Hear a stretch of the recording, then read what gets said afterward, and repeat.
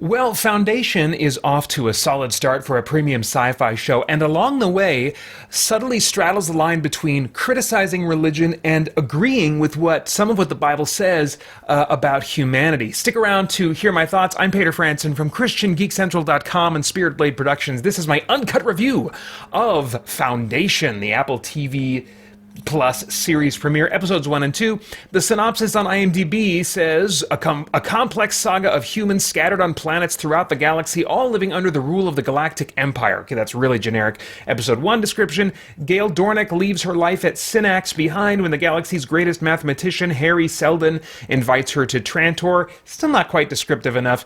It's a story-driven sci-fi drama, lots of lore and terminology, if you're into that kind of thing, a rich and interesting world, but I did use subtitles during the first half of episode 1 because I had trouble knowing when I was mishearing someone speak and when they were just using a made-up technobabble alien lore talk word, you know. I think also the dialogue was just a little bit lower in the mix than I like, but not like Christopher Nolan, you know, kind of offensive.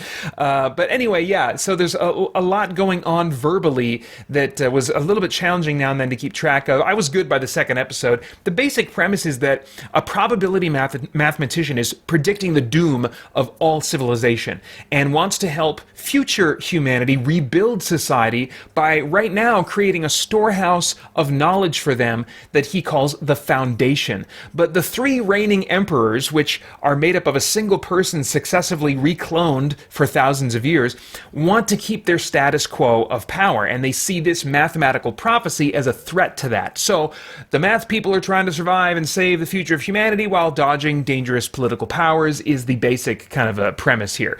I'm still trying to get a sense of the pacing of this story, since there's a major status quo change at the end of episode 1 and then another at the end of episode 2.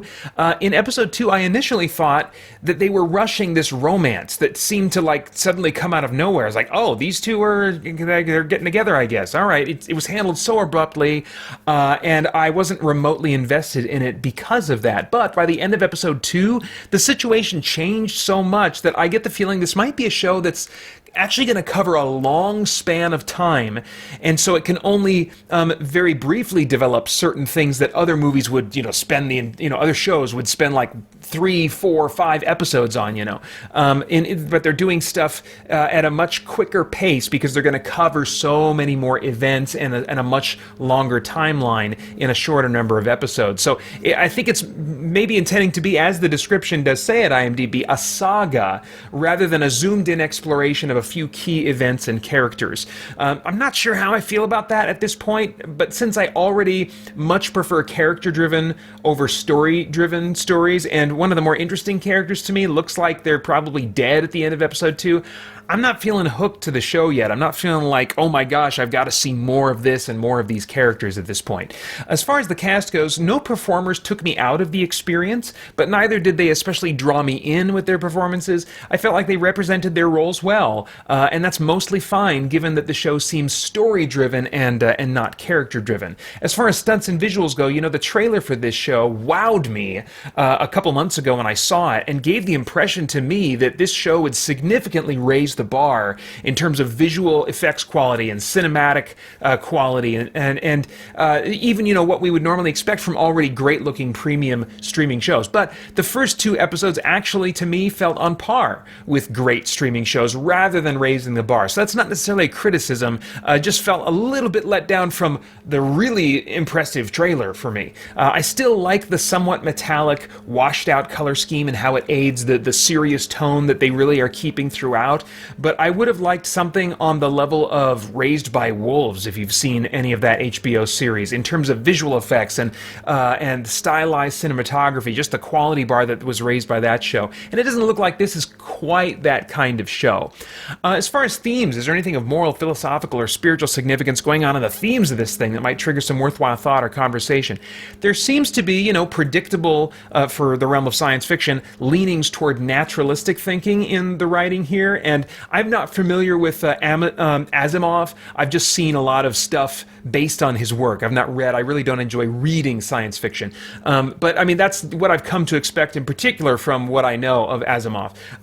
Religion is mostly represented as ignorant and violent, while science and math in particular, are elevated to almost be guides for how to live, and at least by comparison to religion are far more reasonable. However, even the great mathematician briefly references the gods in a non-committal but noteworthy way, and so there may be just kind of a subtle indication there that, like me and many Christians, we don't see a conflict between reason, logic, mathematics, science, and belief in Jesus and belief in the Bible, The story also doesn't make naturalistic claims about free will like some other sci-fi stories and Asimov adaptations kind of inadvertently do. Instead, it's at least silent on the subject. It does look like there's at least going to be one machine life or AI type thing that we're meant to invest in as a person, but I'm not sure. They might not be taking in that direction, but there is a prominent AI character that, would be interesting to keep an eye on and see how much like a person they treat them. The probability mathematician can use math to, just getting back on the subject of free will, he can use math to predict with near certainty what civilizations will do, but smaller people groups and individuals cannot be predicted. So while the story, I think, does have its philosophical leanings, it doesn't yet seem to ask the viewer to agree with a naturalistic worldview in order to buy into the story or care about the characters, like, say, Star Trek has done a number of times. Of particular note to me was the fact that humanity's downfall seems likely to come about in this story because of human conflict, human evil, human sin, rather than, say, disease or natural disaster. The story suggests that we are doomed to basically blow ourselves back to the Stone Age because of human wrongdoing. And it's not the first story to do that. There's many that have done that. But I still think it's significant in a story that has some evident naturalistic leanings. And I think that this is a really valuable idea to consider, that we will be our own doom as it stands right now. Sci-fi often projects that we will advance so much technologically that there will be no need for fighting because resources will be plentiful. But with the birth and maturation of social media, we've seen and continue to see ourselves how humanity is not keeping pace morally with our advancements intellectually, or specifically, I should say, with technology. Technology is only making it easier for us to hate and attack each other. Humanity is going to be its own destroyer at this rate, and we need something or someone external to ourselves to intervene and change our fate. And of course, as Christians, we can pick up that conversation thread and make some suggestions from there. Okay, so I have no idea what your tastes are in TV shows, but if I were a time traveler, I'd go back in time and say, Peter, skip this one. The trailer looks really cool, and it's going to have you waiting in anticipation to watch this show, but the feeling you get watching this show is just very different from the feeling you got watching that trailer.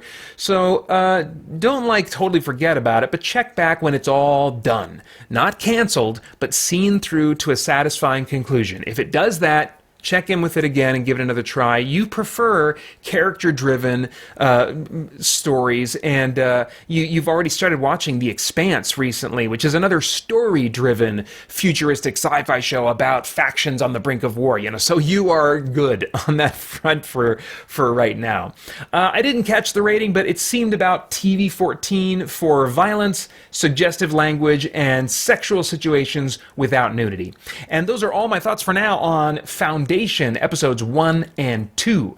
I would love to get your thoughts and reactions in the comments below. Please like, share, subscribe, click that bell to stay connected. All those things help me out. I want to thank the Spirit Blade Insiders for making this review possible. You can get info about the benefits of joining over at patreon.com/spiritbladeproductions. Then I hope you'll check out our podcast and stay connected to all CGC content at christiangeekcentral.com as we continue to geek out and seek the truth. Hey guys, Christian Geek Central is launching our Game Save event for the first time this year, and I would love for you to be a part of the 2021 Game Save team. As a member of the team, you will be raising funds for St. Jude Children's Research Hospital throughout October by telling friends, family members, or co-workers about your fundraising, and if you like, doing some kind of game-related event, like a game night at your home or church, or like me, you can do a crazy 24-hour video game marathon.